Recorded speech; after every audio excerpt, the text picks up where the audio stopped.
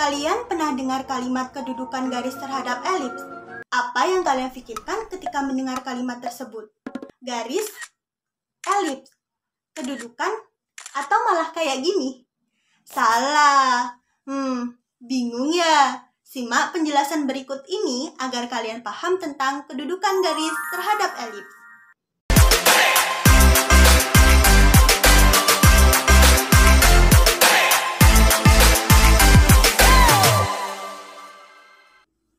Jalan-jalan ke Bengkulu, pergi ke pantai Batu Tahu. Jangan ragu mencari ilmu agar tak menyesal di kemudian waktu.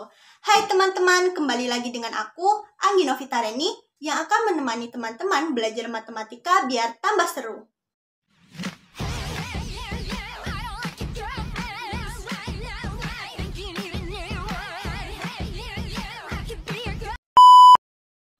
Kali ini kita akan belajar tentang kedudukan garis terhadap elips. Dengan pokok bahasanya ada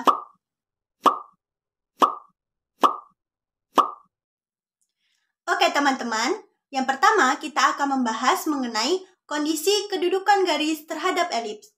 Sebelum itu, kita akan mengulas kembali tentang diskriminan sebagai materi prasyaratnya. Apakah teman-teman masih ingat nilai diskriminan diperoleh dengan rumus apa? Benar, nilai diskriminan diperoleh dengan rumus D sama dengan B kuadrat dikurang 4 dikali A dikali C.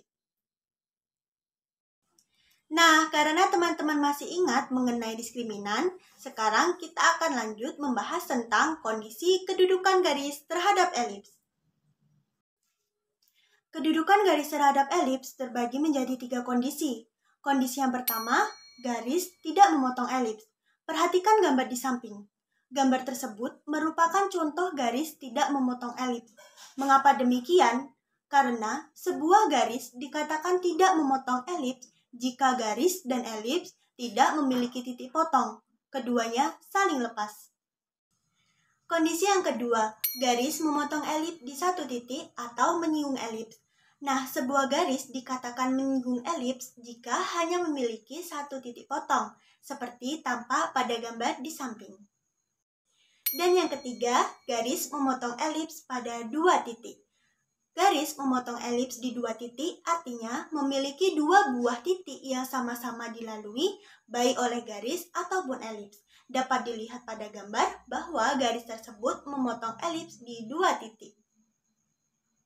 Gimana penjelasannya tadi? Mudah dipahami bukan?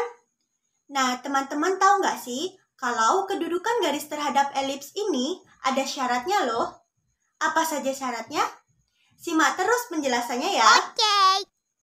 Oke teman-teman, sekarang kita akan membahas syarat kedudukan garis terhadap elips.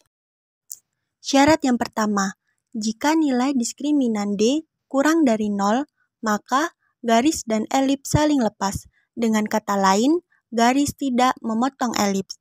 Syarat yang kedua, jika nilai diskriminan D sama dengan 0, maka garis memotong elips di satu titik.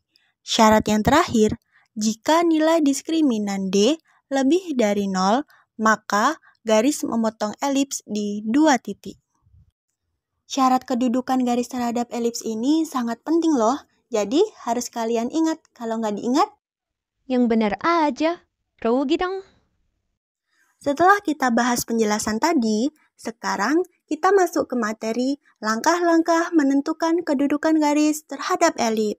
Langkah-langkah menentukan kedudukan garis terhadap elips ada 3 langkah.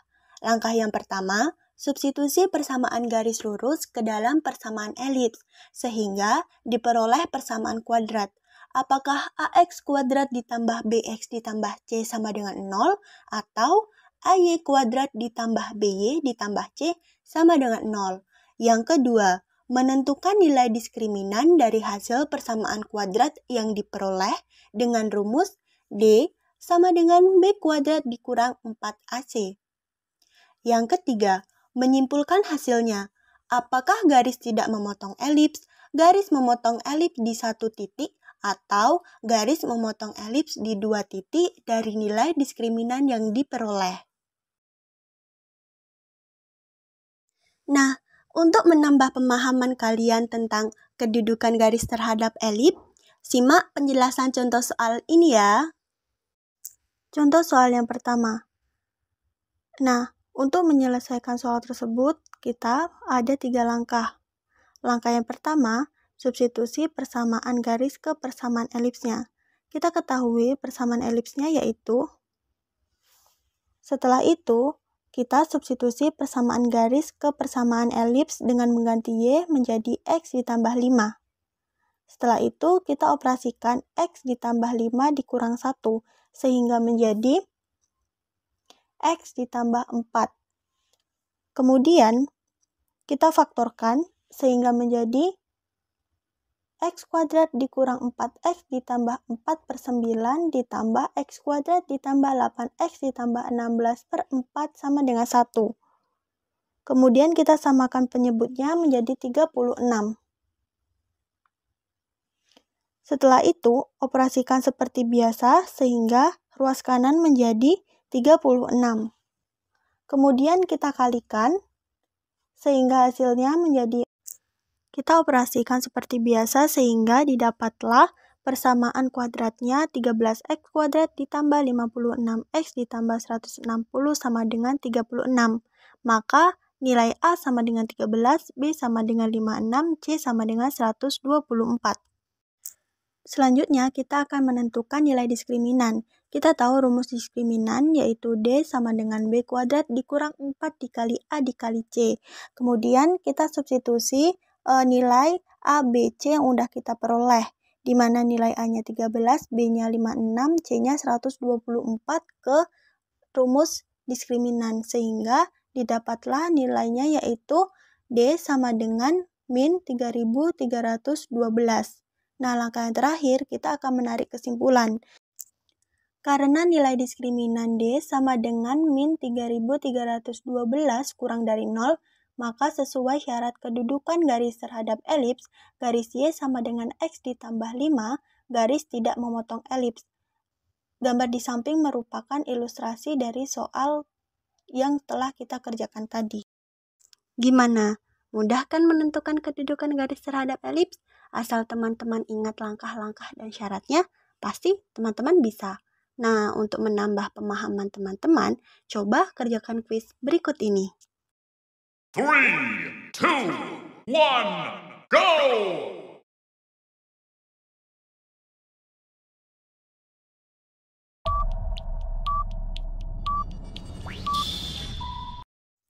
Gimana? Apa jawaban kalian? Benar, jawabannya adalah A. Kalian semua pada nian. Untuk yang belum benar, silakan pause penyelesaian kuis yang pertama. Ini ya. Selanjutnya, soal kuis yang kedua.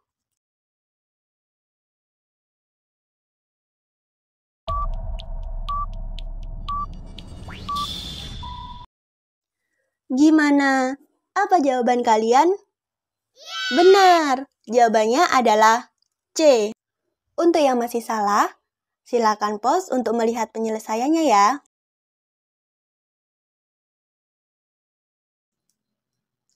Gimana teman-teman? Kalian sudah paham belum mengenai kedudukan garis terhadap elips? Mudah bukan? Nah, agar kalian lebih mudah dalam mempelajarinya, catat rangkuman ini ya. Sekian pembahasan materi mengenai kedudukan garis terhadap elips. Semoga teman-teman semua semakin paham dan semakin semangat untuk belajar matematika ya. Buah duku, buah kedondong. Gak belajar matematika, ya rugi dong. Bye-bye.